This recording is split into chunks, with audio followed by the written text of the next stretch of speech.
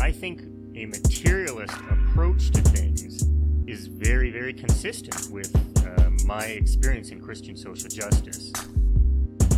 I feel like the deeper I get into anarchist practice, the deeper my faith is getting at the same time. I would hope that, securing means of life for all would be something all people of faith would say, oh yes, that's at the basis of what we believe.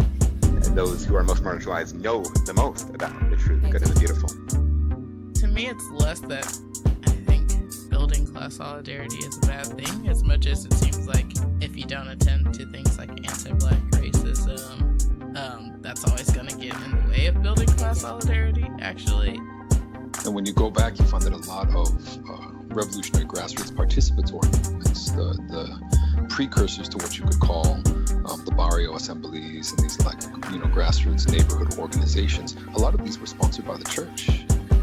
What does it mean to say that the Christian tradition is internally contradictory and there are antagonisms there and you're always being faithful to some aspects and betraying other aspects? Welcome to the Magnificast, a podcast about Christianity and leftist politics. I'm your co-host, Dean Detloff. And I'm also your other co-host, Matt Bernico. And Matt, I've got a big alert, a huge problem. The lights in the booth here are going off. Awoogas. Oh, is that is?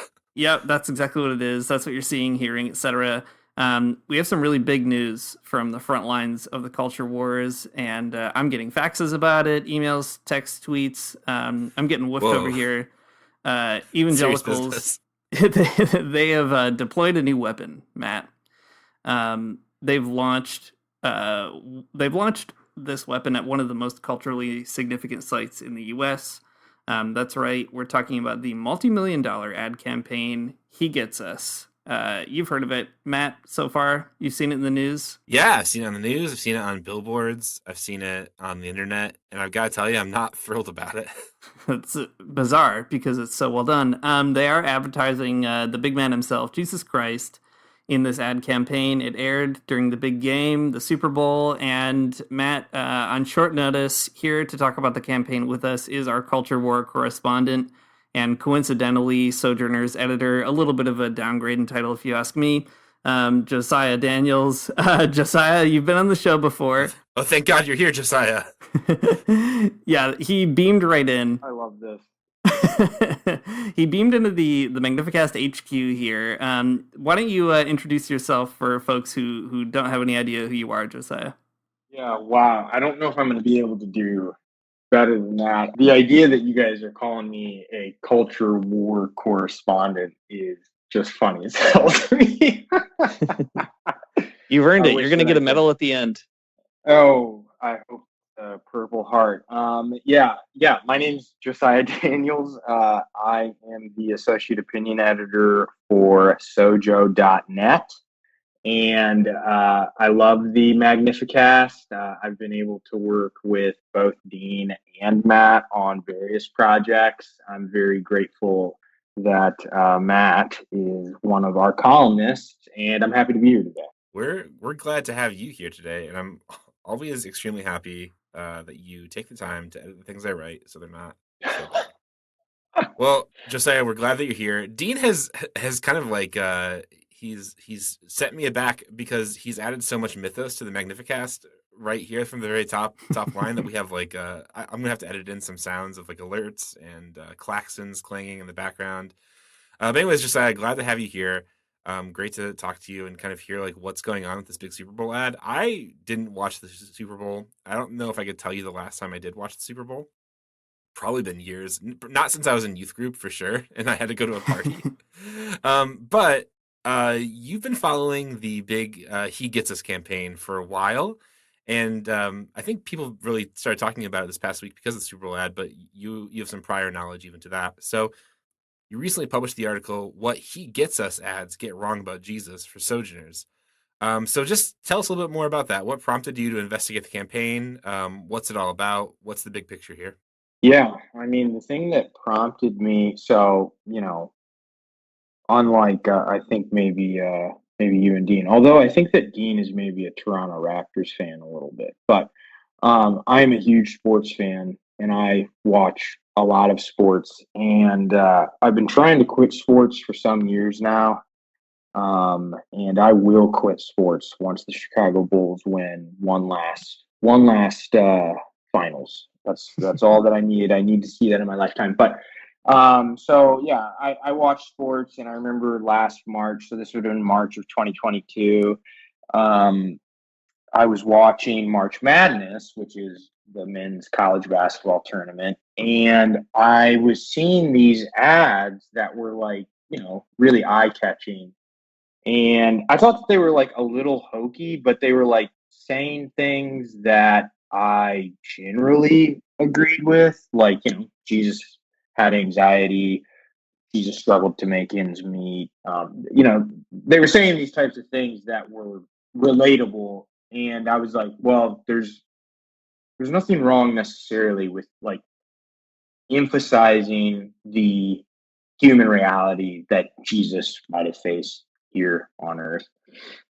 And then I remember seeing an ad, and this is the ad that I write about for the intro of my piece. But I remember seeing an ad that said, Jesus was canceled. And like I say in my piece, the first thing that I immediately thought of was Jesus wasn't canceled, Jesus was crucified. And I think that's like a really important distinction. And I know we're going to talk about that later. But so, yeah, all of this was happening like in March of 2022, March, April, May. I kept seeing the ads, and then I especially kept seeing the ads once the football season began, and they as in He Gets Us, they were playing a lot of the ads during the NFL season, and I kept seeing them, and something just like wasn't sitting right with me. And then it was actually through two religion journalists who really caused me to want to like dig deeper and figure out kind of what was going on. Bob Smetana, who works for Religion News Service, and then Maria Bear, who actually works for Christianity Today. They've both been reporting, especially Bob. Bob has been doing a lot of reporting on He Gets Us since the ads first began. And it's just kind of been a situation where I have been following it since March, and things have kind of only come to a head, I think, sort of post Super Bowl. But it's extremely interesting, and I think that we've only really scratched the surface here. Well, we're gonna scratch a little deeper. What a gross metaphor, but that's what we're gonna do here over the next 40 to 60 minutes. So the campaign, first of all, that's great, Josiah. Love that you're using your sports vice in this productive way. You're trying to quit sports. I'm trying to start it. I did watch the Toronto Raptors win, and then I watched a few more games after that, and every once in a while I talk to people about it. That's about as far as I've gotten, so I appreciate that you're really plugging us in. And also thanks for the parenthetical about March Madness. I feel like that's going to be useful. A lot of footnotes around sports will be helpful. This campaign, it got some traction in commentary in maybe the commentary circles of Christianity for some of those progressive themes and tropes, like you mentioned, right? Like Jesus had anxiety. Jesus hung out with the marginalized is one theme they seem to talk about. But it also sort of goes out of its way, like you said, to complain about things like cancel culture, and it has like a lot of money behind it. It's being revealed, I guess. What's the ideology that undergirds this whole thing? Because it has these sort of contradictory pieces to it. Yeah, I mean, the question of ideology is a great one. I just want to say, too, sort of before we get too deep here, I want to say that one thing that I think He Gets Us should get credit for is, they were willing to talk to me, specifically Jason Vanderground, who is the president of Haven, which is the ad and marketing firm that is behind the He Gets Us ads. And then Jason is also the primary spokesperson for He Gets Us. And we reached out in December, and then I was able to connect with Jason in January, and we had a 40-minute phone conversation. And I asked some really hard questions, and Jason was willing to entertain those questions. And so I do just want to say, I appreciate that. With that said, I think that the ideology behind the He Gets Us campaign is really just one, basically just, it's about money. And it's sort of like, the commercialization of Jesus. And I think that there is a strong emphasis, and it doesn't take a rocket science to figure this out. You can go and look at their About Us page or any number of their other posts on their website, and you can see that the ideology is sort of this both sidesism. And I know that you guys have spent a lot of time talking on this podcast about sort of like the both sides framing, and that's totally what He Gets Us is doing, except they're framing. So they are sort of saying that there's no left, there's no right, there's just the blood of Jesus Christ, that type of thing. And I thought it was really interesting in my conversation with Jason. At one point we were talking, and I was sort of asking him about politics, specifically like whether or not he and the He Gets Us campaign, whether or not they understood a political component being part of Jesus's message, and he said no, and I was really scandalized by that. And then he followed up, and his thing was kind of like, well, we believe in this third way, which is like sort of beyond politics. And I think that third way language should like raise an alarm to anyone. Because normally what that means is it's kind of just a way to dismiss the issues of injustice that are like plaguing our society. It's a way to dismiss sort of like, Martin Luther King Jr. talks about how it's not bad to be an extremist. You just have to be an extremist for justice. And the He Gets Us campaign, they really want to move away from extremism at every point. And I think that was like especially evident in their advertisements, especially the yelling one, which I thought was so hilarious, really. But Sorry, anyway, can you explain the yelling one a little bit more? Yeah, I mean, can I explain the yelling one a little bit more? I don't know. Yeah, it was just like did you guys see it? It's just like a bunch of people yelling at one another in these charged imagery is how like I would describe it, right? It's like my sister, it was so funny. And she was like saying this sarcastically. She would never say this seriously. But like one of the images is of this white woman sort of like screaming on a bus or something. And my sister was like, "Oh, there's Karen." I remember just hearing this here from, we were just dying laughing.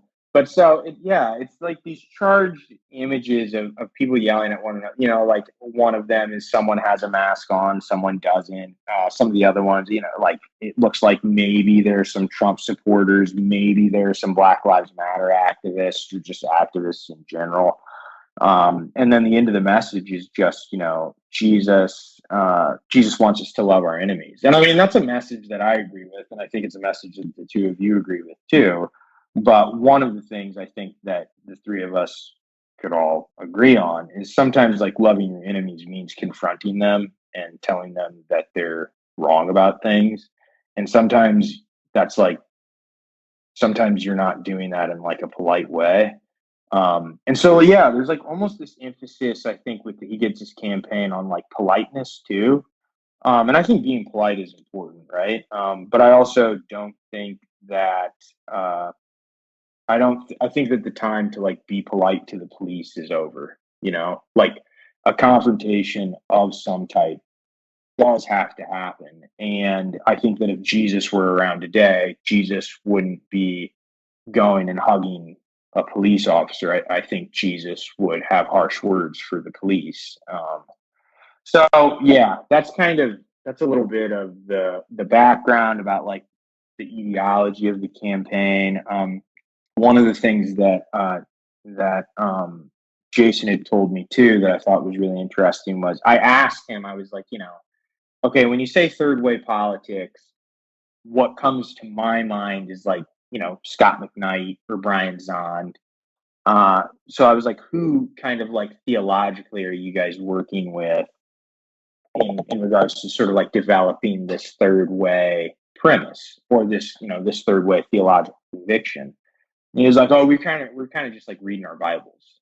And I was like, oh, interesting, So it's still a very evangelical campaign, if you ask me. And then Bob Smetana, he reported that David Green, who's one of the co-founders of Hobby Lobby, a billionaire evangelical, he reported that he's one of the donors of the campaign. And so there's big money behind this campaign. There are evangelicals behind this campaign from what we know, because a lot of the donor base is actually like mysterious to us. And then when I and other reporters have asked, who is your donor base? What he gets us to come back with is, well, the donors want to remain anonymous because they, don't want to let the right hand know what their left hand is doing. They want to make this movement about Jesus, not about them. And really, to me, this is an opinion. To me, that's just a way to avoid transparency. And I think that is one of the most disturbing things about the He Gets His campaign. It does not seem transparent in any way, shape, or form. Yeah, I have a bunch of other questions for you about this, but I do want to just kind of like take a second to pull out some of this a bit more for people. If you haven't seen, dear listeners, what this looks like, you can go to the hegetsus.com website and look through it. They have a page that I think is really interesting called He Gets Us Has an Agenda. And I think what is interesting to me about the whole thing is how confused and maybe purposefully duplicitous the rhetoric is. So, for example, they're like, I mean, they have this whole sort of like manifesto about what they're all about on this page and whatever their agenda is. But it's really frustratingly set up because they'll have a big highlighted bold section that said, how did the story of a man who taught and practiced unconditional love become associated with hatred and oppression for so many people? Right? So this is like kind of like the crux of what they're doing is like Jesus is this like character in our culture who is for some reason like now culturally divisive, even though that's not the message of Jesus. And then it'll say something like this later down the page. We look at the biography of Jesus through a modern lens to find new relevance in often overlooked moments and themes of his life. And it's just like so bizarre to me because what they're talking about is not any of the teachings of Jesus, like not any of the parables. They're not really talking about like, any of like the things that are actually in the Gospels, but what they're actually talking about is like sort of this weird, I think, liberal reading of what Jesus is actually doing. Where Jesus is this guy who is telling us just to love our enemies and to take this third way forward or something, rather than actually like standing with people who who have skin in the game. I don't know. To me, it just feels so confused because it's telling you there's something really important about Jesus. There's something really important about Jesus, and you need to pay attention to this thing. But then when you look to like what it is they're trying to tell you is important, it's not anything. It's just like Jesus is a nice guy and that's cool for you, right? Like that to me it just seems so weird, right? It's like there's like a bait and switch involved where they're telling you it's so important that you look at this thing, but when you actually do look, they're offering you very little, and it's frustrating to me. Isn't this sort of like the epitome of fiscally conservative, socially liberal? Like that's all that this campaign is to me, with like an evangelical twist. I mean, I was really, I was just like really shocked by the trivialization of so much of what Jesus stood for, whether it's the crucifixion of Jesus or whether it is, legitimately the idea that Jesus did stand with the marginalized. I don't think, I don't have any doubts about that. Or, whether, the idea that Jesus affirmed women, women were part of Jesus's group of disciples. Yeah, all of that's absolutely true. What I think where the campaign really, really gets it wrong, and the three of us as good Marxists, I think that this is like kind of a hinge point for us. The campaign completely gets it wrong on the issue of money, right? Like the material emphasis, like that can't be emphasized enough. This idea that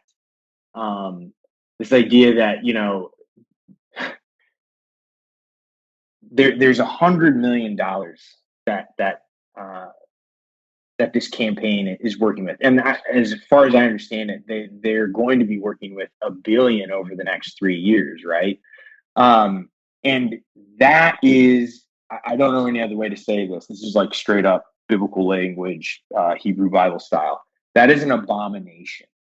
It's an abomination, and it doesn't to use this money for anything other than actually improving the material circumstances of people in this world who are downtrodden, who are getting evicted, who have lost loved ones to COVID, who are houseless.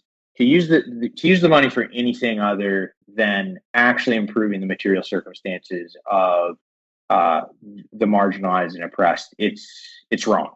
And I just don't know how you can justify saying on the one hand that you all believe that Jesus supported the marginalized, and then on the other hand you're working with a budget that is, that is so extremely bloated. I don't know. I have to stop because I'm starting kind of just like rave like a lunatic. But you guys get the idea. I think. I mean, you're right though, right? I mean, it's like, can you imagine the gospel if like the rich young ruler goes to Jesus and says, "Lord, Lord, what do I have to do to be perfect?" And Jesus says, "Take your billions of dollars and make a commercial for me." That's bonkers. No, of course not. That's ridiculous. Yeah, I mean, it's also like the ultimate bourgeoisification of Jesus, right? The us that Jesus gets is basically a like middle class, basic income kind of person. At the end of the day, right? Jesus doesn't understand the poor well enough to think like you should form a union and go on strike so you can like get a higher wage, right? That's the Jesus that is kind of missing, I guess, from the campaign. And I think that's kind of an interesting piece about third way politics in general.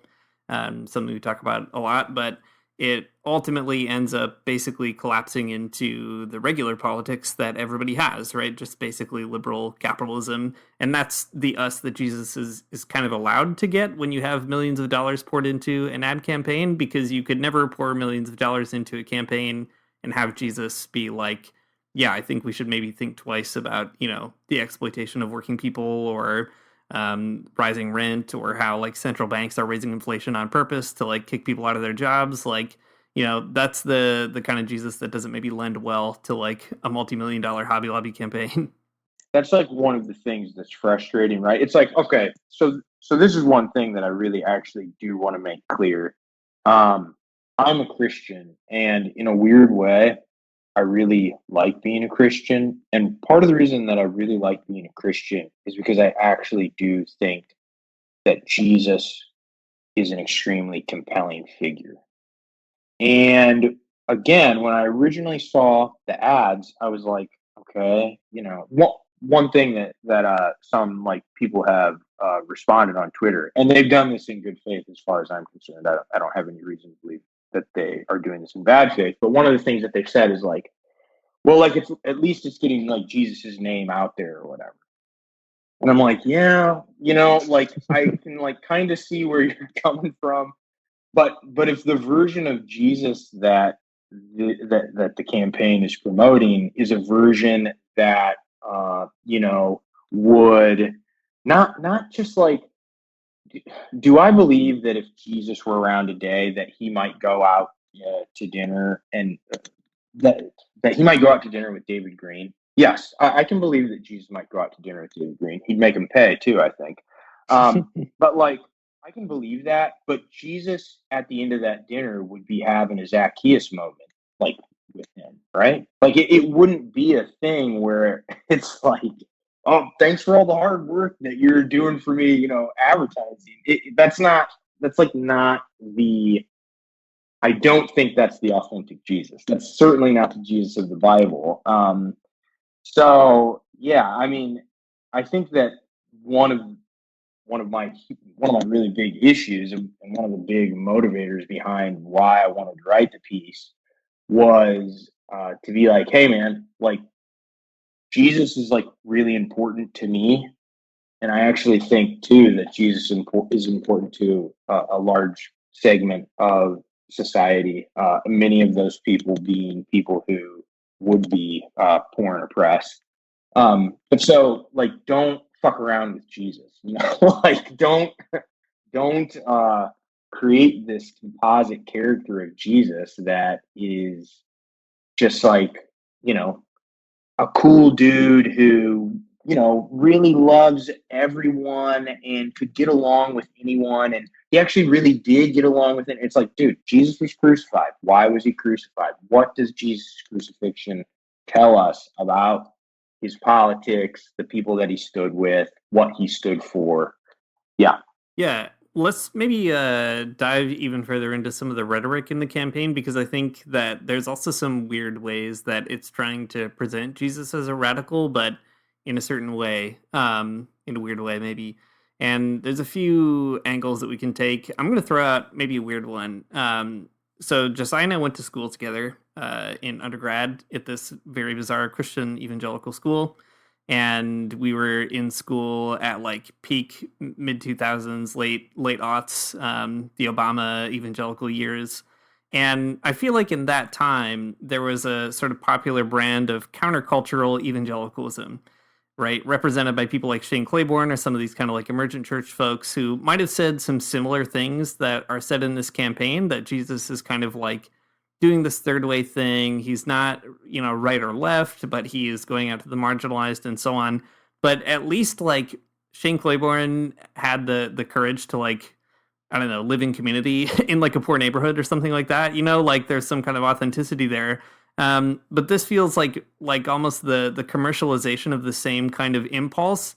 What do you think about that, Josiah? As a big former Jesus evangelical, did the market sort of like get to that trend late? Is there something else going on? Is this just like a logic that's kind of endemic to evangelicalism that sort of, breaks right or left or center every once in a while in a big way? Like what's kind of happening with that piece of it? That is such an interesting question, and it's something that I've thought a lot about. And also, Dean, I want to tell you that not only did you and I go to a conservative evangelical school, but also Jason Vanderground, the spokesperson for He Gets Us, he actually went to our same school. So Jason and I got to connect over that too, which was really funny. Here's another weird like planetary alignment though, Josiah, that is very uncomfortable. So that same guy, Jason, apparently, I learned this from somebody,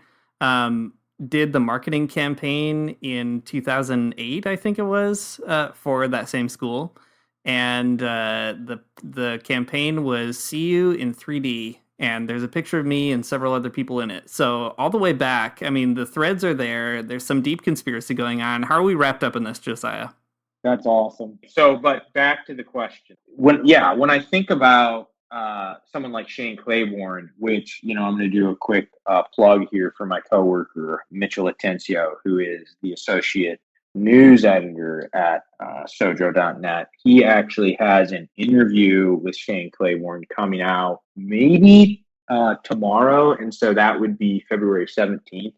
And it's about his new book, and it's also about abortion. And let me tell you, Shane says some really interesting, spicy things. Mitchell also kind of pins him down on Israel-Palestine. So anyway, but Yeah, I mean, like when I think of Shane Claiborne, it is sort of like the Jesus for President thing. It is sort of like the third way politics thing. But it's like you said, Dean. It's like Shane at least had the courage, and I like the way that you phrased that.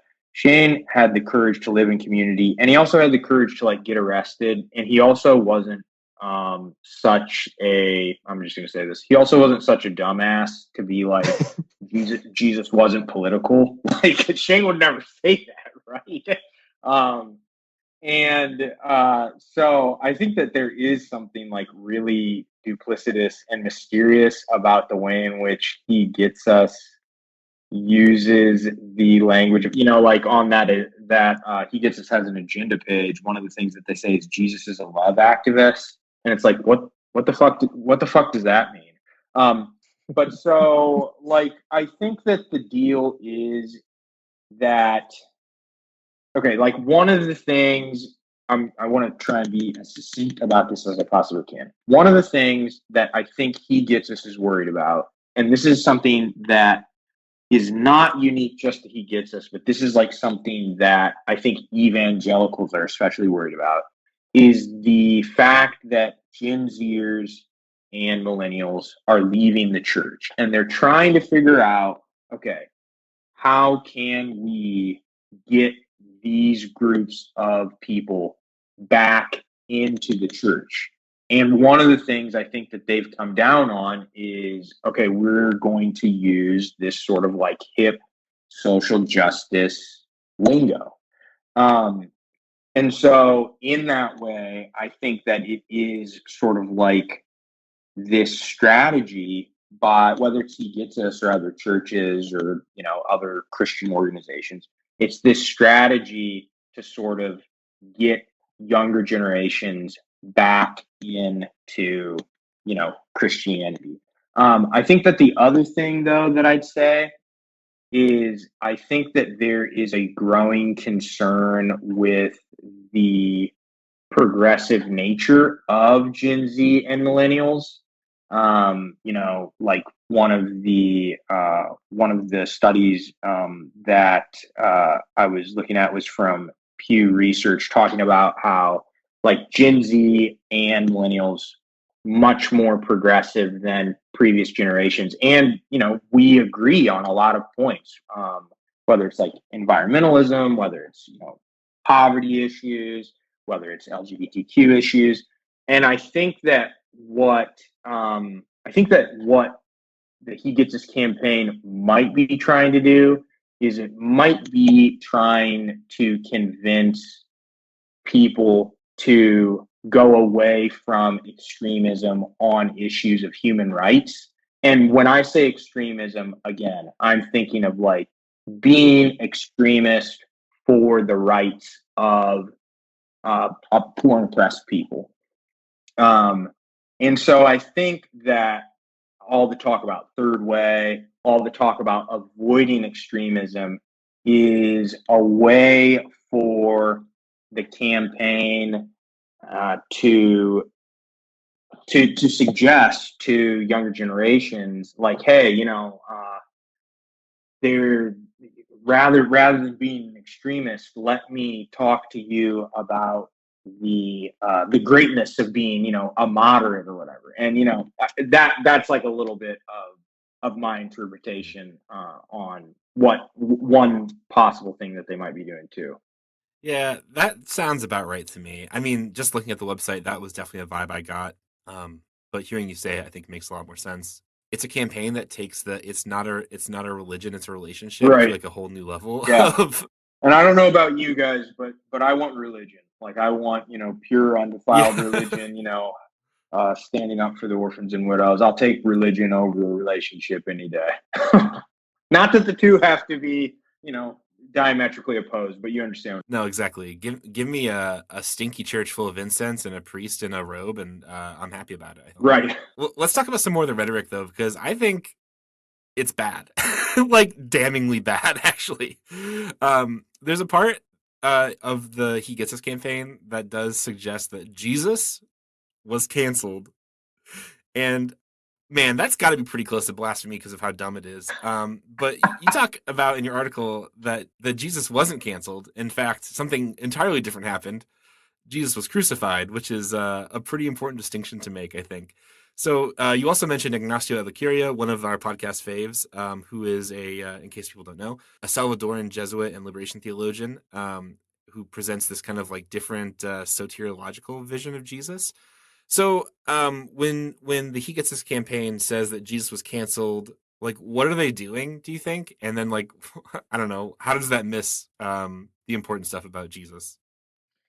Yeah, man. Yeah, the Jesus was canceled one just like almost gave me a brain aneurysm just because I thought it was so ridiculous. I just really felt like it trivialized the crucifixion. And one of the things that often comes to mind, just because of the times, is a Dietrich Bonhoeffer quote.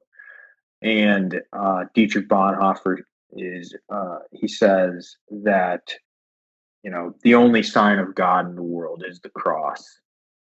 And that's something that I really believe, especially now. I mean, Dietrich Bonhoeffer, of course, is writing during the time of the Holocaust. And, when I think about the times that we're living in, mass incarceration, or, COVID or the environmental crisis, God is still on the cross. But, the language of cancellation, you guys know it well. It is language that specifically resonates with a demographic of people who I like to call the canceled class. It's like, these people are well off and they usually are really just kind of like dealing with consequences of something that they did or something that they said. So like, for example, this is another sports reference. I'm sorry, but Kyrie Irving, who is a point guard for the Dallas Mavericks, but before he was a point guard for the Dallas Mavericks, he played for the Brooklyn Nets, and he said terribly, terribly anti-Semitic things. He was suspended for a few games. He was told that he had to offer a donation to groups fighting anti-Semitism. And he had to do, the whole apology circuit, posted something on Instagram, blah, blah, blah, blah, blah, right? And a lot of people, I think, would understand Kyrie as someone who has been canceled. And yet he is still playing in the NBA. He's still a millionaire, and he still has incredible amount of power. And that to me is sort of like the epitome of a person who would experience cancellation. And that type of cancellation, and most importantly, right, I think one of the biggest difference between cancellation and crucifixion is, if Kyrie has been canceled, if you like, and Jesus has been crucified, the main point of departure there, right, is that, Jesus was literally murdered, executed, and Kyrie is, living his best life. So I think that there is like a huge distinction there, and I really question who just exactly it is that the campaign is trying to like make that message of cancellation, crucifixion resonate with. One of the things that Jason had told me, because when we were talking, I think that he picked up that I was like, dude, I kind of think this is bullshit. And so I think he was like, well, it's like an allegory. And even still, I was like, yeah, that's still like not working for me. Like there's no connection between cancellation and crucifixion. And I think too, just, to like talk about this in terms of class, not that we haven't been doing that, but like in terms of class, it's like there's the crucified class, right? And Curia talks about, who those people are. And so if the crucified class are people who are poor and oppressed, and they are people who the world is sort of like built on the backs of, if that's the crucified class, then the canceled class, they are the people who are doing the crucifying. They are the people who are nailing the crucified people to the crosses. So there's no connection. And I hope that at least came through in the piece. If that was the only thing that was clear in the piece, I can live with that. But there is no connection between being canceled and being crucified. And also, just for the record, it's like, yeah, I don't even know if being canceled is a real phenomenon. I think it's really more so a situation of being called out, having to have some uncomfortable conversations.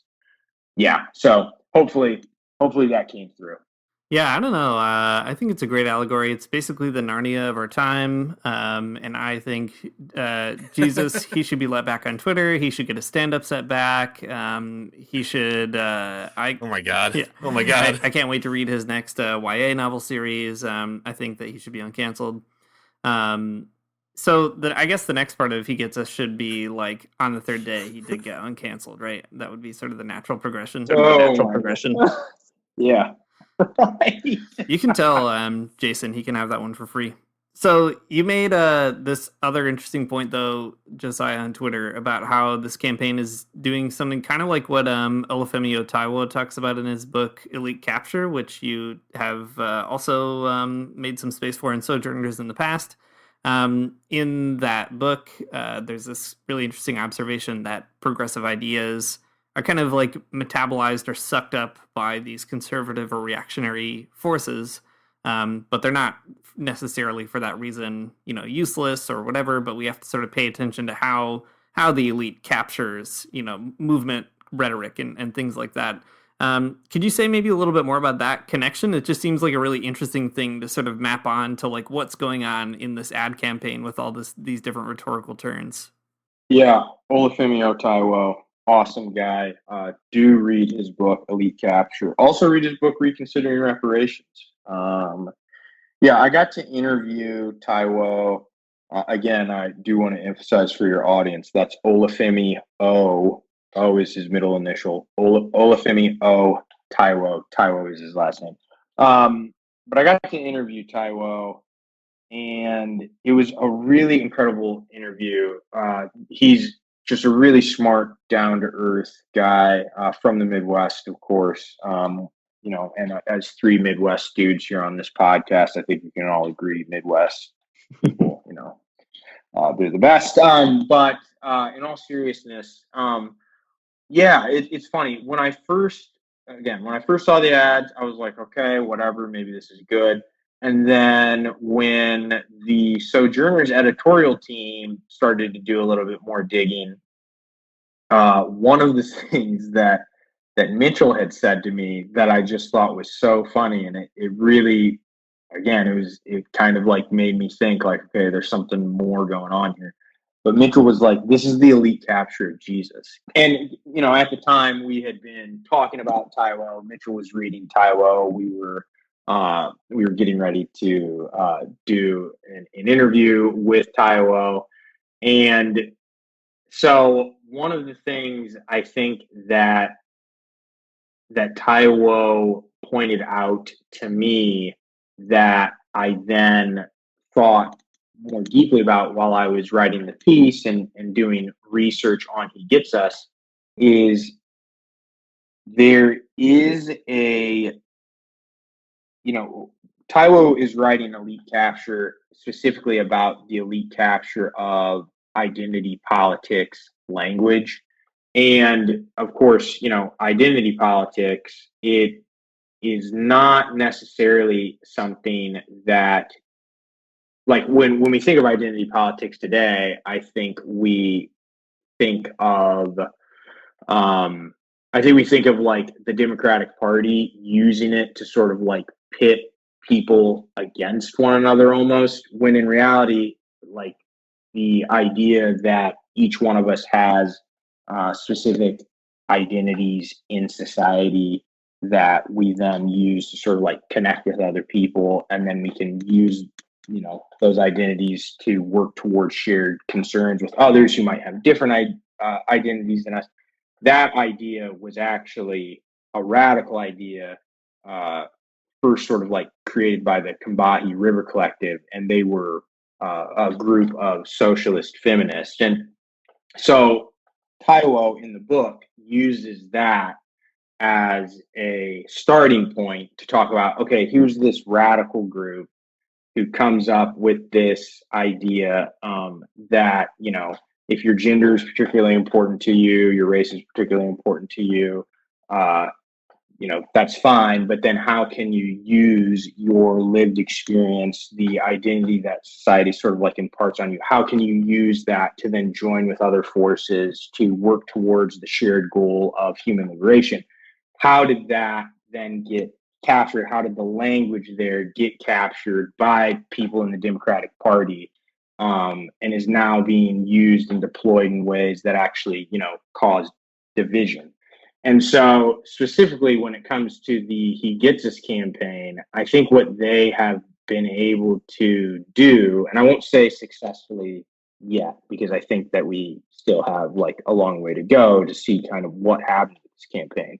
But one of the things that they're doing, right, is they're trying to use social justice language, like activists, like marginalized, like, they're trying to use this social justice language that they've seen and heard in society on social media, and they're trying to capture it, to use it in terms that, again, resonate, I think, with younger generations or people who are concerned about justice issues, but then they're actually not doing jack shit about any of the stuff that they're sort of talking about. So sorry, that was like kind of a long answer, but hopefully that specifically sort of like showed kind of how I see Taiwo's idea of elite capture relating to what's happening with the He Gets His campaign and, just social justice language in general.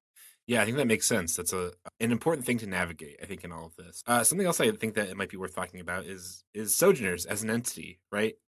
You all have been tracking the moves among like conservative Christians for a while. And I've appreciated it. Dean's appreciated it. We love it. We love Sojourners. It's all great. Mitchell, Jenna Barnett, Betsy Shirley, and all kinds of other folks. You guys are doing great work. Just want to say it on this podcast in front of God and everybody and you. And yeah. But what do you think a campaign like this like signals about the direction that conservative Christianity is heading? Is this a change in rhetoric? Is there a change that's maybe deeper here? Is this just polishing the surface of the evangelical turd, as it were? One of the things I often think of, you guys started this podcast in 2016 around the time of Trump, right? And I think that we can all agree that the Trump administration was an abject moral failure. But it doesn't actually do much good to just like sit around and kind of do hand wringing about it. Because in reality, a lot of the policies that the Trump administration enacted over the 4 years, they were like really successful. And I'm not talking about success from like a moral perspective. I'm talking about success from like they got to do what they wanted to do.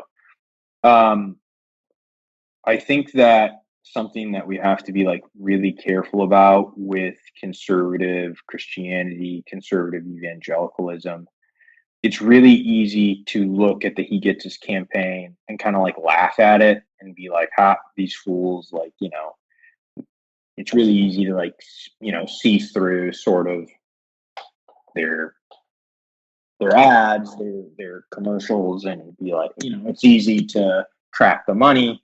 But I think that we would be remiss to not take what they're doing seriously. And specifically what I mean is, they are working with these, again, just bloated budgets. There's not transparency. Some of the groups that they're connected with are very, very disturbing. And so I think that the thing that we need to keep in the forefront of our mind is conservative Christianity and the conservative movement just in general. It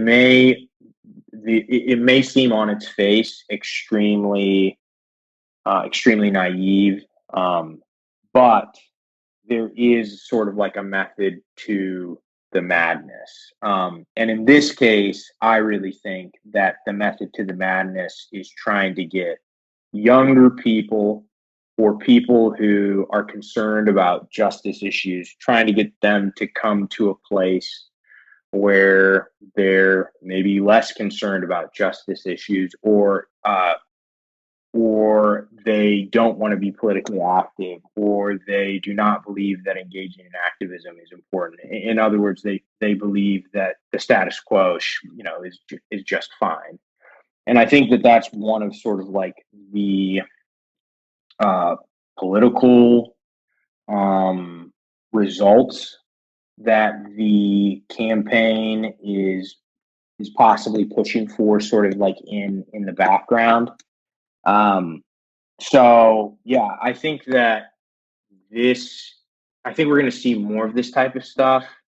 I think we are going to see more Christians sort of, talking about how they think judgmentalism and hypocrisy are bad, and then not really doing anything about hypocrisy, judgmentalism, or again, like the material circumstances of people in the world who are hurting most.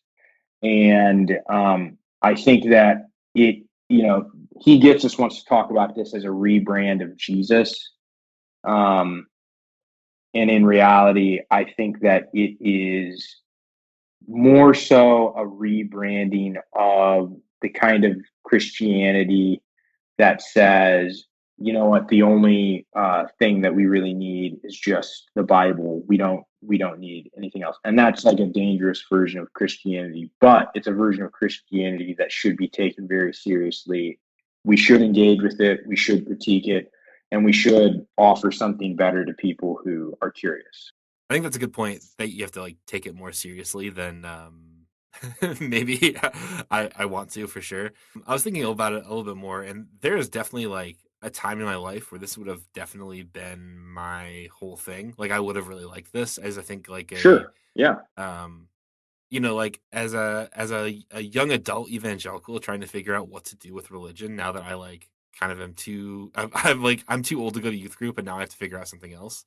I don't think I've seen anyone else talk about this part of it, and maybe that shows my being underread in the topic. But the He Gets Us website does have a spot where you can get a free T-shirt from them, Right. And that's, I think, bonkers to me. You have to love someone. You have to love someone in order to get the free T-shirt, though, as far as I know. It's true. I went to the website and it says "Pay with Love." Right. And you can get a T-shirt, a hat, and a sticker, and they'll even pay for shipping. And the shirts say something like, Jesus was a refugee, or Jesus was wrongly judged, which is a very bizarre T-shirt to wear.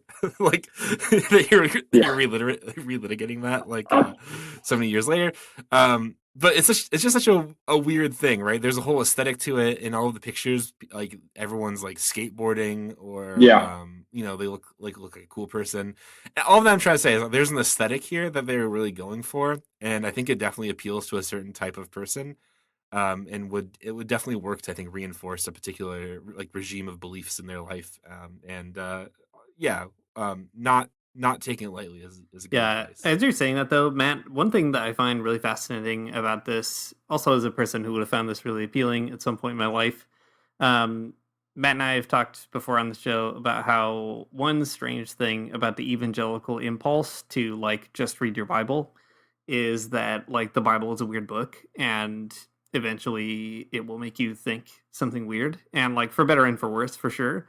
But like the idea of identifying Jesus with a refugee, for example, is like actually pretty impressive for evangelicals, right? Like you're not going to get a Trump Christian to say that. In fact, they'd say the opposite, right? That Jesus would be like, you should keep all these people out of our country.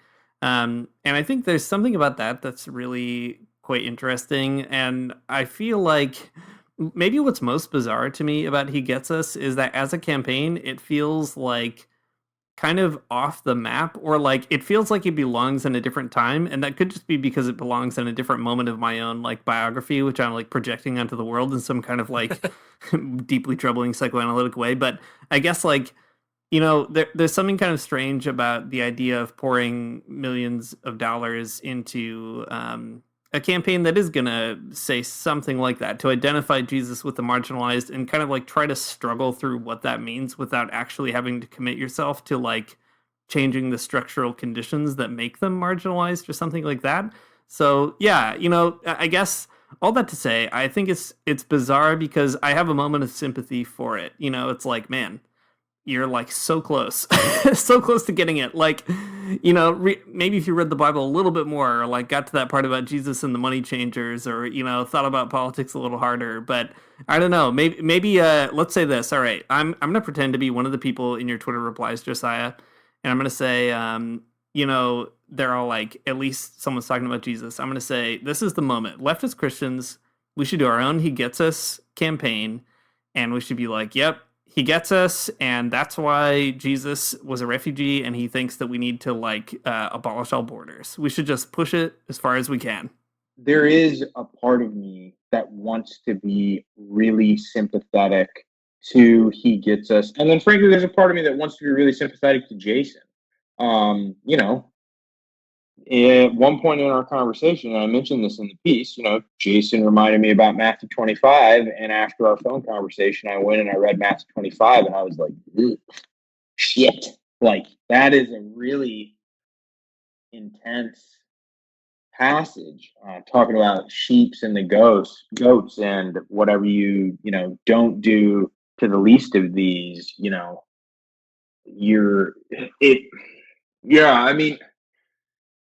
it's complicated because I really love the Bible too, but I think you're right, Dean, where it's like the Bible is going to make you have some weird thoughts at some point. And I think especially when you read something like Matthew 25, or you read about Lazarus and the rich man, or you read about Zacchaeus, or you're going to be really confronted with some difficult things that you have to work through. And so then the question becomes, okay, like how can I work through this, and then how can I be charitable maybe to other people who don't necessarily agree with the perspective that I'm coming from? Because I think one of my biggest convictions, right, is that Jesus came to liberate the world from poverty. Jesus came to liberate the world from war. Jesus came to liberate the world from capitalism. And so, yeah, it's awkward to be having a conversation with someone like Jason, and there is a certain amount of sympathy, or having a conversation with someone who's like, well, like, what's actually really wrong with He Gets Us? They're talking about, Jesus being a refugee. They're talking about Jesus getting humanity. But I think that one of the things, right, is it's like, dude, Jesus certainly gets us to a certain extent. And then there is another aspect where Jesus does not get us at all. And like, specifically what I mean is, it's like, Jesus didn't get Pilate. Like, Jesus wasn't like wasn't understanding like where Pilate was coming from. Jesus wasn't understanding where the rich were coming from. And so I think that there is like a certain appeal in that language of Jesus sympathizing with humanity. And again, there's a certain like appeal to me of people who might be compelled by some of the language within the He Gets Us campaign. And I do think that the big thing for leftist Christians is we have to figure out, okay, some of this language is appealing to people. How can we meet these people halfway? Be willing to have sort of these awkward, uncomfortable conversations with them. Be willing to sort of like push them more toward not just reading the Bible, which again, I think it's great to read the Bible. But so not just push them toward reading the Bible, but how can we then push them toward becoming politically involved, becoming politically active, specifically for the sake of the people who Jesus talks about as the least of these. Yeah. Yeah, I think that makes a lot of sense. Something else I was trying to figure out about this whole campaign, I feel like we're going way over time, but this is my podcast, I don't care. But I've been trying to figure out like what is the ask with this? Right. I don't think there is one. So I was looking around on their website a little bit more, and at the end of like every article, there is always like a learn more, Mm. explore button is what they say. So if you click that, it brings you to I don't know, some kind of like other third party website. It's basically like a Bible study guide that they give you and they want you to sign up for. It's through YouVersion, right? I think, if I'm remembering correctly. Yeah, that's right. That's right. Yeah, exactly. So they set you up with this like 7-day Bible study. And here's the thing that is just like kind of like weird about it to me is that they set you up with the Bible study, but they aren't giving you, they're not just like saying, okay, and then here's the Bible and like you can just read it. What they give you is another same rhetoric type of blog post as you just read on the He Gets Us website with one scripture verse. Not like a chapter. It's blog posts all the way down. It is. And then so at the end of the blog post it says scripture, read John 14:27. And it's like, that's one verse, bud. Like that's not even a chapter, and that's not even a story in the Bible. That's just one verse. Yeah. And it's just mind-numbingly weird, because it's like, what do they want you to do? And it doesn't even seem like the answer is to read the Bible. It's like they want you just to read another sort of like, like ChatGPT generated like blog post that they've written about Jesus or whatever. I don't know. Yeah. I guess that's what seems so weird about it to me, is that it is just like, I think that like they want you to think that you're reading the Bible or that you're learning something, but really you're falling, kind of what you're just taking another step kind of down this like weird ideological reading of like the gospel. And again, you're not going to see the stuff that's like maybe a little bit too uncomfortable, at least not right off the bat, right? Not until you get to like maybe some of the further days or whatever. Yeah. It just all seems like really put together in an intentional way as to exclude particular things that might rock the boat. Yep. Yeah, I agree, Matt. I guess like it's weird to be like, okay, Jesus was a refugee, and like, so what though? The next step is not there. Or even like, I don't know, Jesus felt this way about the marginalized, and like here's a way of getting into it. It's true that it's not really even a kind of biblical literacy campaign, which is kind of bizarre. But I guess that's what happens when you have millions of dollars that you can just sort of throw in a garbage can and be like, good luck. I don't exactly know what the end game of all of this is. What I do know, though, is it does just feel like there is a co-opting of justice lingo, and to what end? Maybe the end is just to get people to read verses of scripture and blog posts. But man, like it's strange to me. And I think there's a lot more that is yet to be discovered about He Gets Us. I don't know if they'll ever be talking with me again. But I would, of course, welcome any opportunity to talk with anybody over there, or anybody connected to the campaign. But yeah, it's definitely very strange. Specifically, the language and some of the stuff around loving your enemy. I mean, you see that Jesus has canceled that, and at one point, they have this black person hugging a police officer, and that's a charged image. That image is saying something, whether or not He Gets Us wants to admit it. There's a lot being said in that image. Mm-hmm. Remember the ad? I think it was from a past Super Bowl though, when I can't remember who it was. Kylie Jenner, maybe, I don't know. Somebody. It was like this like Pepsi ad where there was like a protest, and then all of a sudden they all had Pepsi. It feels like that, but Jesus. Jesus is the Pepsi of Kylie Jenner. Well, Josiah, it's been great to have you on as our culture war correspondent, and I can tell you're going to get back into the investigative reporting minds here. You're going to get to the bottom of it with your big fedora and your trench coat and your notepad and your bulletin board full of pins and yarn. And we can't wait to have you back once you've emerged from solving this bizarre mystery of who done it, who did do the He Gets Us campaign. Until that happens, though, where can people find your writing? Anything else that you might be into or up to? What do you want to plug at the end? Yeah, wow. Okay, so the main thing that I want to plug is I do want to give our online editorial assistant, Zachary Lee. I want to give him a shout out. He helped me with the research for this piece. So just shout out to Zachary Lee. Thanks so much for your help on the research for this. But then too, I want to make sure to highlight some of the reporting that my coworkers have done, specifically Mitchell and Betsy on Jean Vanier. And then also, Sojourners, we have a podcast called Lead Us Not, which is an investigative podcast about John Vanier. It is a tough listen, so I will say that. But Jenna Barnett, she has been doing a great job with that podcast, and so yeah, I just want to give the podcast a shout out. And then I also just want to say thanks to the people who have been working very hard on our social media. I'm not a big social media guy.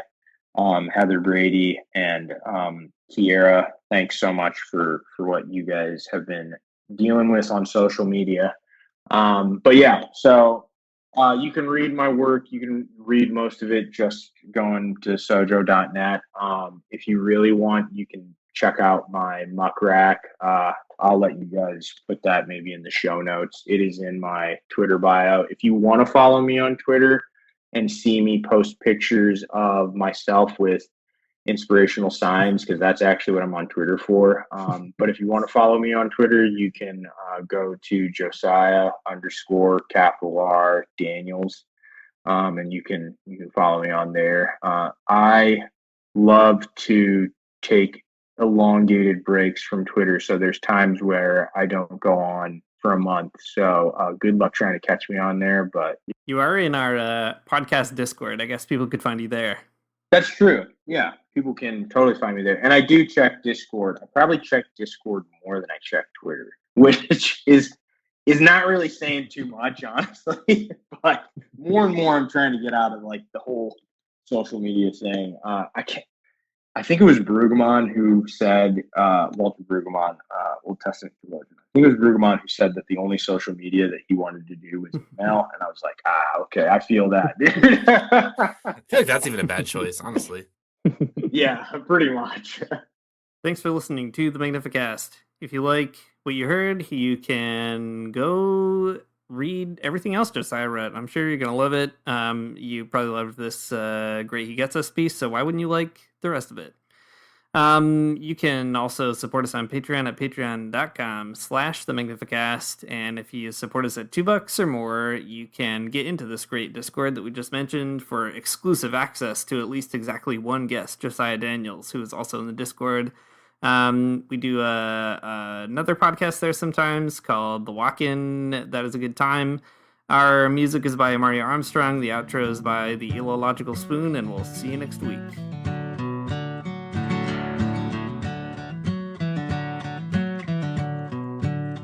I don't wanna get up for church in the morning, souls alive. Heaven come to earth and there won't be no church. We'll meet down by the riverside. There we'll swim with all creation. Never get tired, never bored. Don't worry, someday there'll be no dam between us and our Lord.